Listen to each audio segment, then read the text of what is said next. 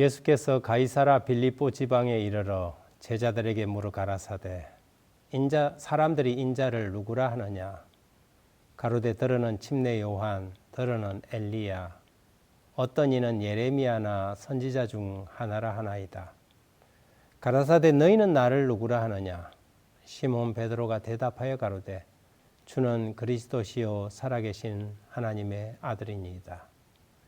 예수께서 대답하여 가라사대 바요나 시몬아 내가 복이 있도다. 이를 내게 알게 한 이는 혈육이 아니요 하늘에 계신 내 아버지시니라. 또 내가 내게 이르노니 너는 베드로라. 내가 이 반석 위에 내 교회를 세우리니 음부의 권세가 이기지 못하리라.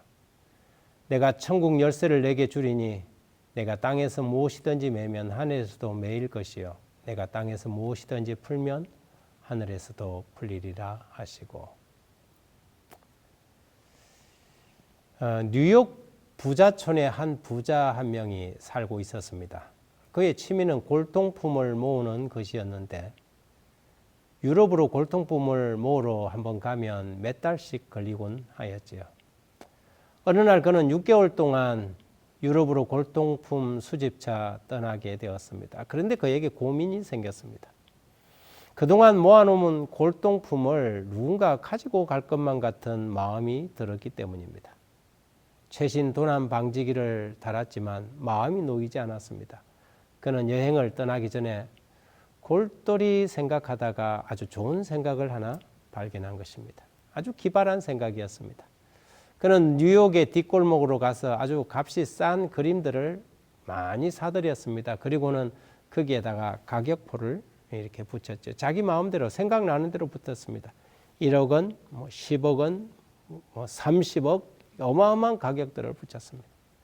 그리고 자기가 그동안 정성을 다하여 모아둔 이 골동품 사이에 하나씩 배치해 둔 것입니다. 그리고 가벼운 마음으로 여행을 떠났지요. 6개월 만에 돌아와 보니 예상했던 대로 도둑이 들었습니다.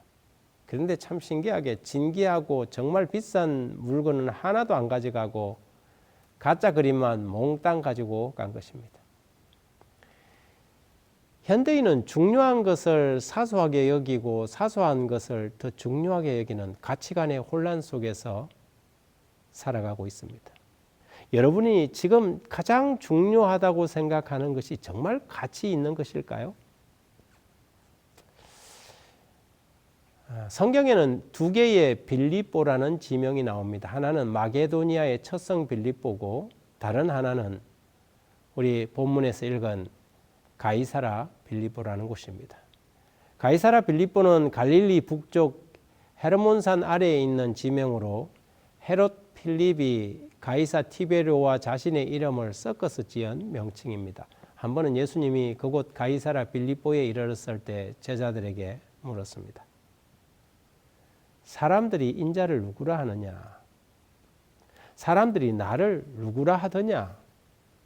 여기서 인자는 주님이 자기 자신을 스스로 즐겨 부르는 호칭입니다. 그러자 제자들이 들은 대로 이야기하기를 가로되 들으는 침례 요한, 들으는 엘리야, 어떤 이는 예레미야나 선지자 중 하나라고 하더이다 라고 대답합니다. 예수님께서 다시 물었습니다. 그러면 너희는 나를 누구라 하느냐? 그러자 시몬 베드로가 주는 그리스도시요 살아계신 하나님의 아들입니다 라고 고백합니다. 주님이 바요나 시몬아 내가 복이 있도다 라고 말씀하셨습니다. 그렇다면 왜 이 질문이 그렇게 중요한 질문일까요? 왜 굳이 주님은 제자들에게 이 질문을 던졌을까요? 그것이 이 질문에 대한 대답 여하에 따라서 인간의 운명이 달라지기 때문입니다. 이 질문에 대한 대답을 어떻게 하느냐에 따라서 영원한 구원이 혹은 영원한 멸망이 이르러 오게 됩니다. 베드로에게 주님이 복되다 하신 이유는 그가 예수님을 자신의 메시아 곧 그리스도로 고백하고 하나님의 아들인 하나님으로 고백했기 때문입니다. 바울 사도는 로마서 10장 10절에서 사람이 마음으로 믿어 의에 이르고 입으로 시인하여 구원에 이른다고 했습니다. 구원이 여기에 달려 있습니다. 영원한 생명이 이 대답에 달려 있는 것이지요.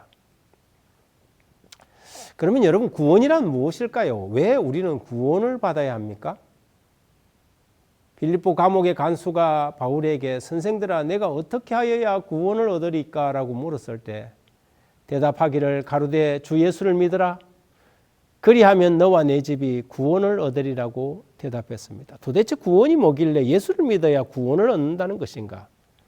여러분, 일반적으로 구원이란 어떤 위급한 상황, 화재나 홍수 같은 재난에서 조난됐을 때 건져내는 것을 우리는 구원이라고 하지 않습니까?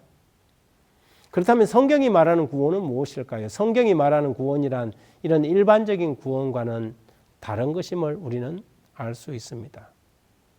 우리는 지금 하마나 수마에 의해서 조난되지 않았기 때문이죠. 성경이 말하는 구원이란 이런 재난이나 위급 상황이 아니라 다른 무엇으로부터 받는 구원이 확실합니다.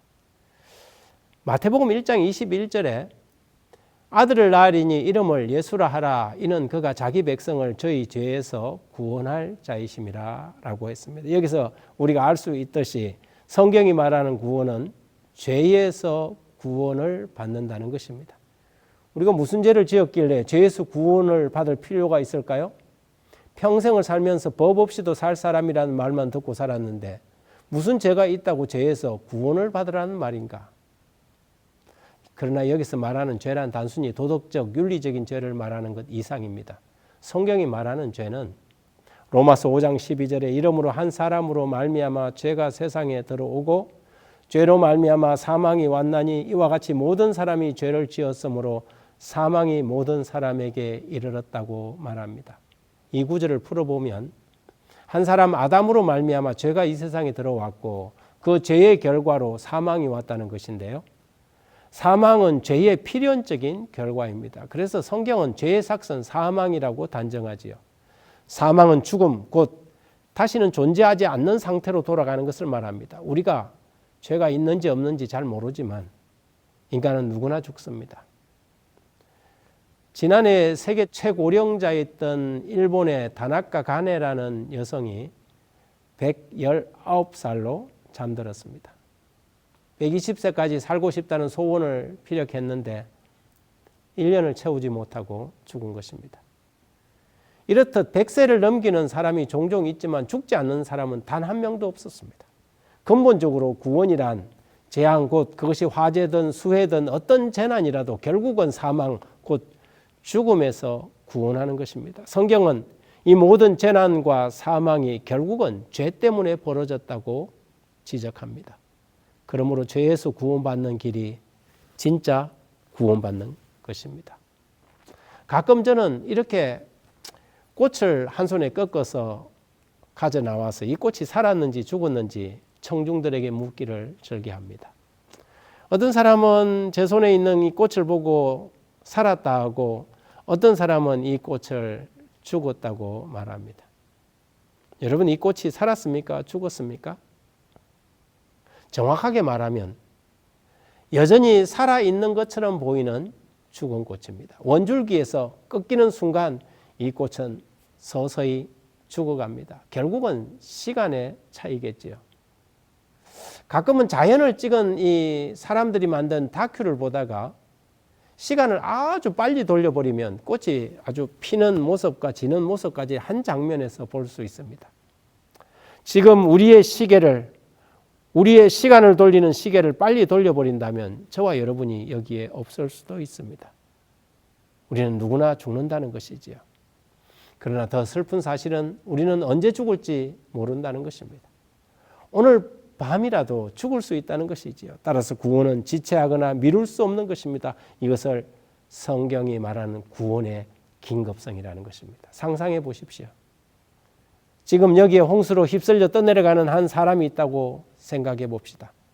그 사람에게 내가 잠깐 정심을 먹고 와서 건져 드릴게요 한다면 그것이 어떻게 구원이 되겠습니까? 구원은 그래서 늘 적극적이어야 합니다. 죄사함 곧 죄의 용서는 언제나 적극적입니다. 요한복음 5장 24절에 내가 진실로 진실로 너희에게 이르노니 내 말을 듣고 또 나 보내신 이를 믿는 자는 영생을 얻었고 심판에 이르지 아니하나니 사망에서 생명으로 옮겼느니라. 그런데 이 듣고 믿고 하는 것은 전적으로 개인의 선택의 자유입니다. 하나님은 이것을 강요하지 않습니다. 그러나 그 결과는 천양지 차이지요. 한 사람은 영원한 멸망이고 한 사람은 영원한 생명입니다. 그런데 그 영생은 언제 시작하는가 하면 먼 미래에 주어지는 것이 아니라 믿는 즉시 시작된다고 성경은 말합니다. 영생을 우리는 하늘에 가서 누리는 것이 아닙니다. 영생은 믿는 즉시 시작됩니다. 여기서 영생을 얻을 것이다 라고 하지 않고 영생을 얻었다고 말합니다. 사망에서 생명으로 옮길 것이다가 아니라 옮겼느니라. 미래 시제가 아닌 현재 완료 시제로 기록되어 있습니다. 이미 이루어졌다는 것이지요. 마태복음 9장 22절에도 예수께서 돌이켜 그를 보시며 가라사대 따라 안심하라 내 믿음이 너를 구원하였다 하시니 여자가 그 시로 구원을 받으니라. 여기서 그 여인은 즉시 구원을 받았다고 말합니다. 이같이 우리가 진정으로 그분의 약속을 믿고 예수를 믿는다면 우리는 그 즉시 사망에서 생명으로 옮기게 되는 것입니다. 영원한 생명이 시작되는 것이지요. 여러분이 오늘 이 말씀을 듣고 예수 그리스도를 여러분의 개인의 구주로 영접하는 순간 그러면 어떤 일이 벌어지는가? 사망에서 생명으로 옮겨지는 놀라운 역사가 일어나는 것입니다. 어떻게 이런 일이 벌어질까요? 어떤 논리로 설명이 가능한 것일까요? 성경 첫 번째 책 창세기 1장 1절에는 이렇게 기록되어 있습니다. 태초에 하나님이 천지를 창조하시니라. 이 선언은 단 한 줄이지만 많은 것을 함축하는 말씀입니다. 여기에는 우주에는 아무것도 없었던 그때가 있었다는 것이지요. 세상은 하나님의 창조 행위로 시작되었다는 것입니다. 그 말은 우리 인간도 존재하지 않았던 때가 있었고 인간의 생명이 하나님으로부터 왔다는 의미이기도 합니다. 창세기 2장 7절에 보면 인간은 원래 흙이었습니다. 그러므로 사람이 죽으면 흙으로 돌아가셨다고 표현하지요. 죄를 지어서 죽을 수밖에 없던 아담에게 하나님은 창세기 3장 19절에 내가 얼굴에 땀이 흘려야 식물을 먹고 필경은 흙으로 돌아가리니 그 속에서 내가 취함을 입었느니라. 너는 흙이니 흙으로 돌아갈 것이니라고 하셨습니다. 왜 아담이, 왜 사람이 죽을 수밖에 없습니까? 처음부터 하나님이 인간을 죽을 수밖에 없도록 만들었을까요? 아닙니다. 인간은 조건부로 지음을 받았습니다. 하나님의 말씀을 청종하고 그분의 율법을 순종한다면 영원히 하나님과 함께 살도록 계획되었습니다. 그러나 인간은 하나님의 말씀을 떠나서 사탄의 말을 믿고 말았습니다. 하나님은 창세기 2장 17절에 선악을 알게 하는 나무의 실과는 먹지 말라. 내가 먹는 날에는 정령 죽으리라 하셨고 뱀은 창세기 3장 4절에서 뱀이 여자에게 이르되 너희가 결코 죽지 아니하리라고 말했습니다. 오히려 그는 너희가 그것을 먹는 날에는 너희 눈이 밝아 하나님같이 되어 선악을 알 줄 하나님이 아시니라고 거짓말을 했지요. 죽으리라는 말을 믿지 못하고 하나님처럼 될 것이라는 말에 속아서 아담은 스스로 죄를 지었습니다. 이것이 인간의 선택이었습니다. 인간에게는 하나님이 선택의 자유를 주셨습니다. 하나님을 믿고 살 수 있는 자유도 있고 믿지 않고 사망을 선택할 자유도 있습니다. 그런데 우리의 첫 조상은 사망을 선택했고 그들은 사망의 존재가 된 것입니다. 그러나 하나님은 그들을 적결 심판에 넘기지 않고 다시 살 수 있는 기회를 마련하셨는데 그것은 아담 곧 사람의 죄값인 죽음, 사망을 하나님이 대신 친히 감당하기로 하고 정하신 구원의 방법이었습니다. 누군가 모든 사람을 대신하여 사망을 당한다는 조건으로 집행은 연기되었지요. 누가 이 우주에서 무엇이 모든 인류의 사망을 대신할 수 있을까요? 그 어디에도 없습니다. 천사도 어떤 피조물도 인류의 대를 대신할 수는 대속할 수는 없었습니다. 오직 있다면 단 한 분, 온 우주의 하나님만이 그 일을 담당하실 수 있었습니다. 그래서 세상을 창조하신 바로 그분이 인간의 죽음을 대신하여 지기로 약속하신 것입니다. 이것이 성경이 처음부터 끝까지 써내려간 성경의 대속의 교리입니다. 선생들아, 내가 무엇을 하여야 구원을 얻으리까? 주 예수를 믿으라. 그리하면 너와 내 가족이 구원을 얻으리라. 왜 인간이 죄에서 구원을 받으려면 예수를 믿어야 하는가? 그 이유가 바로 여기에 있는 것입니다. 첫 아담은 스스로 선악과를 먹음으로 죽음을 선택한 존재가 되었습니다. 그리고 그는 죽은 존재로 죽음의 씨앗만 후손에게 물려주게 되었죠. 따라서 아담의 후손으로 오는 모든 사람이 죽은 존재로 태어납니다. 일생에 단 한 번의 기회를 가지고 태어나서 이 세상에 살다가 갑니다. 그리고 그들에게 선택의 기회가 주어져 있는 것입니다.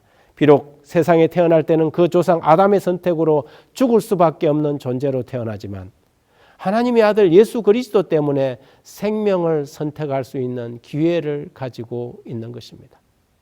일생을 통하여 우리가 만일 예수님이 주시는 그 영생의 소망을 붙잡는다면 그 사람은 성공한 삶을 산 것입니다. 아담이 범죄하고 하나님은 곧바로 이 구속의 프로그램을 돌림으로 비상사태를 선포했습니다. 창세기 3장 15절에 내가 너로 여자와 원수가 되게 하고 너의 후손도 여자의 후손과 원수가 되게 하리니 여자의 후손은 내 머리를 상하게 할 것이요 너는 그의 발꿈치를 상하게 할 것이니라 하시고, 뱀과 여자의 후손과 뱀의 후손에 대한 이 예언의 말씀을 주시면서 여자의 후손, 여기서 이 여자의 후손은 장차 이 세상에 오실 메시아 곧 그리스도를 말합니다. 이 여자의 후손이 뱀의 머리를 상하게 할 것이라고 했습니다. 따라서 이 지구상에서 벌어지는 가장 치열한 전쟁은 우크라이나와 러시아의 전쟁이 아니라 뱀과 여인의 후손과의 전쟁입니다. 이것은 이 생뿐만 아니라 내세의 영원한 운명을 결정하는 전쟁이 될 것입니다. 아담은 비록 죄를 지어서 세상에 죄가 들어오게 하는 장본인이 되었지만 하나님이 반포하신 이 구속의 약속을 듣고 즉시 그 약속을 붙잡았습니다. 언젠가 자신의 죄를 대신하여 마귀의 머리를 짓밟고 이 세상에서 죄를 말소할 수 있는 분이 오실 것을 그는 믿었습니다. 그리고 그 하나님은 죄인을 위해 자기 자신의 목숨을 버려서 구원하시는 사랑의 하나님이라는 것을 확실히 깨닫게 되었지요. 오직 성경의 하나님만이 죄인의 죄를 대속하는 신이십니다. 세상 어떤 종교도 어떤 신앙에서도 어떤 신도 죄인을 대신하여 목숨을 버리는 신이 있습니까? 오직 성경의 하나님만이 자기 생명으로 죄인들을 구원하시는 하나님이십니다. 그리고 누구든지 제한이나 조건 없이 아담이 하나님을 안 믿고 사단을 믿음으로 범죄했던 것처럼 반대로 죽을 수밖에 없지만 이런 하나님의 사랑과 약속의 말씀을 믿고 예수 그리스도를 받아들인다면 그 즉시 죄 곧 사망의 존재를 생명의 존재로 바꾸어 주신다고 약속하십니다.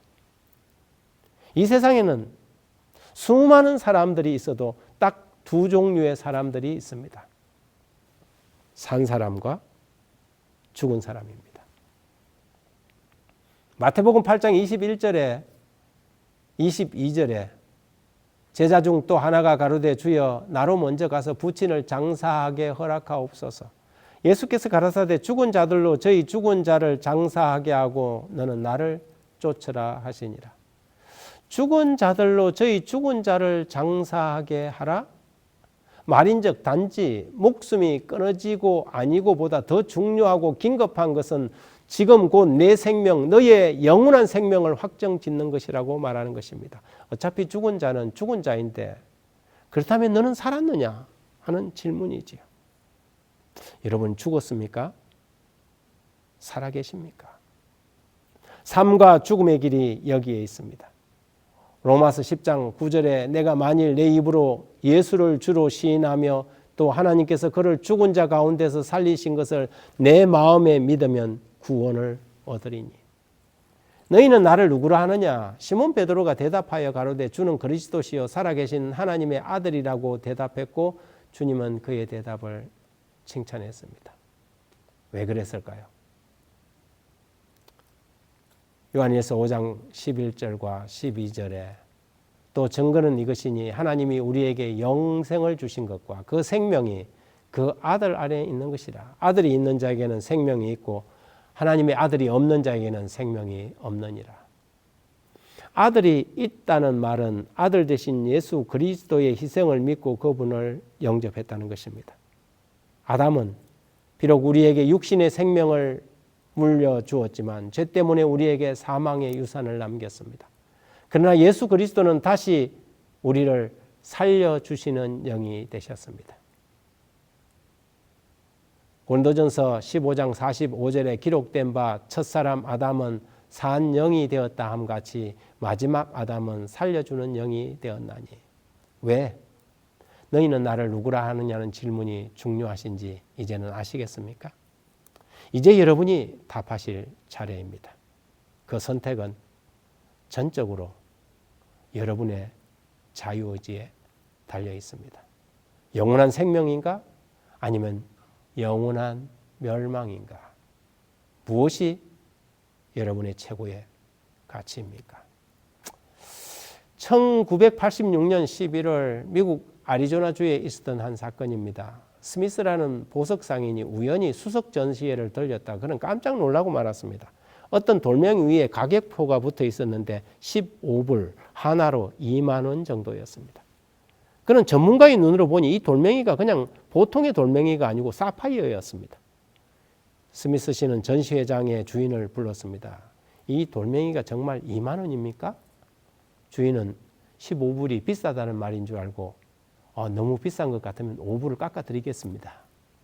스미스 씨는 두 말 안 하고 10불을 낸 뒤 그 사파이어를 들고 집으로 왔습니다. 그리고 그 원석을 쪼개고 세공해서 목걸이와 팔찌와 반지를 만들었습니다.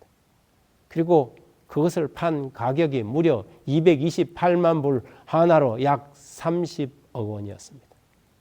세상은 가치관의 혼란에 빠져 있습니다. 무엇이 정말 중요한지 잘 모릅니다. 너희는 나를 누구라 하느냐? 사람들은 예수 그리스도를 그냥 여러 성인 중에 한 분 정도로 평가합니다. 그리고는 영원한 사망, 영원한 멸망을 받아들입니다. 이제 너희는 나를 누구라 하느냐? 이 질문에 여러분이 답하실 차례입니다.